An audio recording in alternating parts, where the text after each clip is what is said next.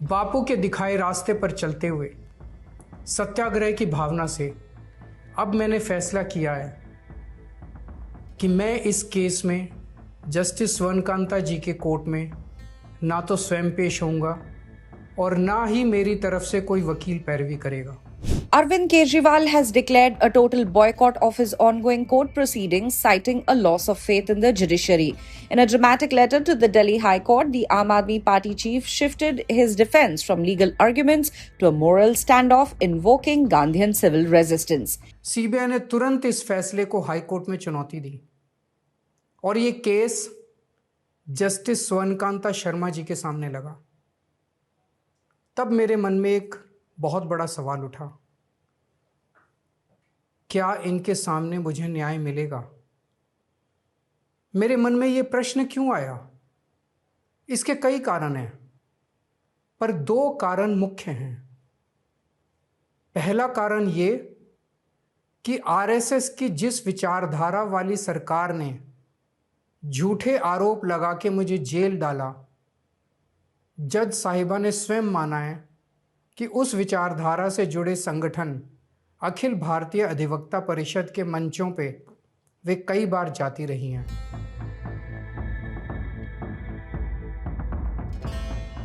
This all is a figment of conspiracy between the accused persons, and therefore they all had been roped in, and there were around 23 people in the CBI case. And stemming out of the CBI case, there was a consequent ED prosecution as well. ECIR was also registered.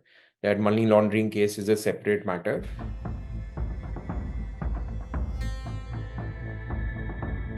Investigators allege the Delhi excise policy was rigged to favor a private cartel, that is the South Group, in exchange for 100 crore rupees in kickbacks.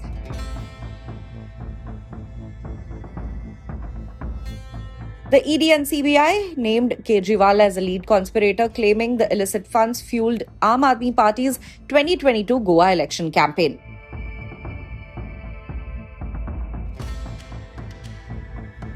On the 21st of March 2024, Kejriwal became the first sitting chief minister in the Indian history to be taken into custody.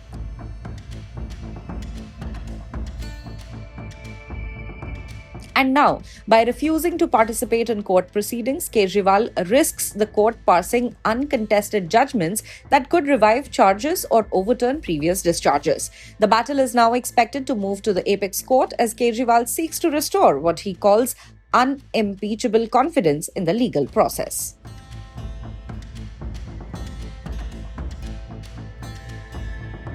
देखिए, मुझे लगता है कि अरविंद केजरीवाल जी ने बिल्कुल सही फैसला लिया है। इसके अलावा उनके पास रास्ता ही क्या बचा था? अरविंद केजरीवाल जी खुद कोर्ट में गए रिक्यूजल एप्लीकेशन लेके कि कॉन्फ्लिक्ट ऑफ इंटरेस्ट है। जज साहिबा ने इस बात से इनकार तो नहीं किया, उन्होंने तो खुद माना कि वो आरएसएस के फ्रंटल ऑर्गेनाइजेशन अधिवक्ता परिषद के प्रोग्राम्स में जाती हैं और अरविंद केजरीवाल जी आरएसएस और बीजेपी की आइडियोलॉजी से सबसे मजबूती से लड़ रहे हैं।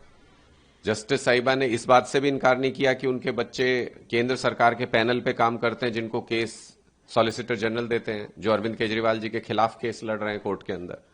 ये दोनों बातें होते हुए उस कोर्ट से इंसाफ कैसे मिल सकता है अरविंद केजरीवाल जी को? वो कैसे उम्मीद करें इस बात की? ये बड़ी दुखद बात है एक राजनेता के लिए जो मुख्यमंत्री रह चुका है दिल्ली का, उसको कानून का इतना ज्ञान नहीं है। उस आदमी को मैं कहूं कि इतनी तमीज नहीं है कि उसने जो शब्द इस्तेमाल किए हैं जुडिशियरी के लिए और पर्टिकुलरली एक जज के लिए, ये कंटेम्पचुअस है, अदालत की, कोर्ट की मानहानि है